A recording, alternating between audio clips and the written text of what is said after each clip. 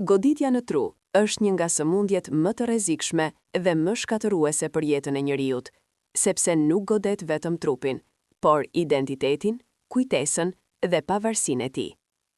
Ajo nuk ndodh rastësisht dhe as nuk është thjesht çështje moshe apo fati.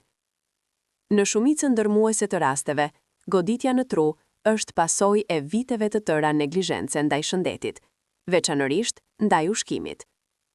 Truri është një organ që varet plotësisht nga qarkullimi i shëndetshëm i gjakut, dhe çdo dëmtimi i enëve të gjakut reflektohet drejt për drejt në funksionimin e tij. Ushqimet që konsumojmë çdo ditë ndërtojnë ngadalë realitetin e brendshëm të trupit ton, ose e mbrojnë trurin, ose e çojnë atë drejt rrezikut. Problemi është se ky proces zhvillohet në heshtje, pa dhimbje dhe pa alarm, derisa një ditë gjithçka ndryshon brenda pak minutash. Një nga shkaktarët më të mëdhenj të këtij rreziku janë ushqimet shumë të kripura dhe të përpunuara, të cilat janë kthyer në pjesë normale të dietës moderne. Fast foodi, ushqimet e gatshme, patatinat, supat industriale, sallamrat, proshutat dhe konservat përmbajnë sasi të mëdha natriumi, shumë herë më tepër se sa organizmi ka nevojë. Kripa e tepërt rrit tensionin e gjakut dhe e mban atë të lartë për një kohë të gjatë, duke ushtruar presion konstant mbi muret e arterieve.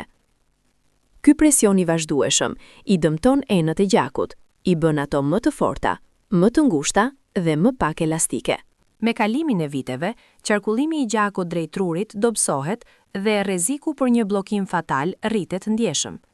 Ajo që e bën këtë situatë edhe më të rrezikshme është fakti se shumë njerëz jetojnë me tension të lartë pa e ditur, duke vazhduar të konsumojnë këto ushqime çdo ditë, ndërkohë që trupi po përgatitet në heshtje për një goditje në tru. Sheqeri i rafinuar dhe pijet e ëmbla janë një tjetër armik i fuqishëm, i cili dëmton trurin në mënyrë indirekte, por shumë të rrezikshme.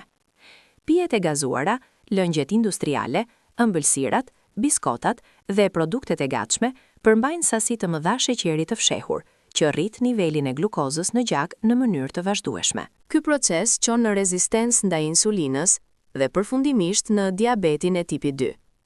Diabeti është një nga faktorët më të fortë të rrezikut për goditje në tru, sepse dëmton muret e enëve të gjakut dhe nxit inflamacion kronik në organizëm. Përveç kësaj, sheqeri favorizon shtimin në peshë dhe obezitetin, të cilat rrisin presionin e gjakut dhe ngarkojnë zemën.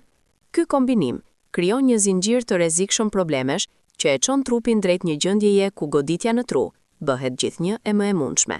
Yndyrnat e këqija, veçanërisht yndyrnat trans dhe të ngopura, përbëjnë një kërcënim të drejt për drejt për qarkullimin e gjakut drejt trurit. Këto yndyrna gjenden kryesisht në ushqimet e skuqura, fast food, margarin, biskota industriale dhe produkte të përpunuara.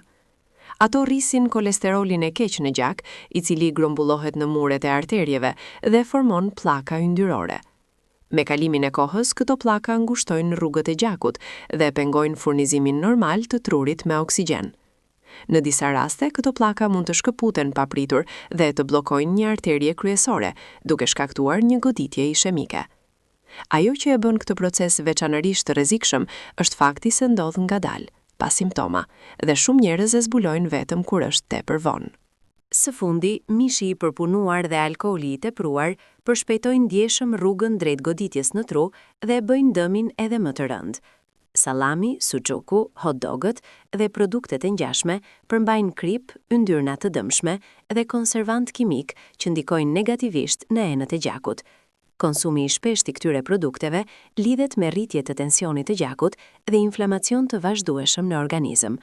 Nga ana tjetër, alkooli i tepruar rrit presionin arterial, që rregullon ritmin e zemrës dhe dobëson muret e enëve të gjakut në tru. Kur alkooli kombinohet me ushqim të pashëndetshëm, stres dhe mungesë aktiviteti fizik, rreziku për goditje në tru shumë fishohet, sidomos pas moshës 40 vjeç. Ndaj, ndryshimi i zakoneve ushqimore nuk është luks apo mod, por një vendim jetik që mund të shpëtojë jetë dhe të mbrojë trurin nga dëmtime të paksehshme.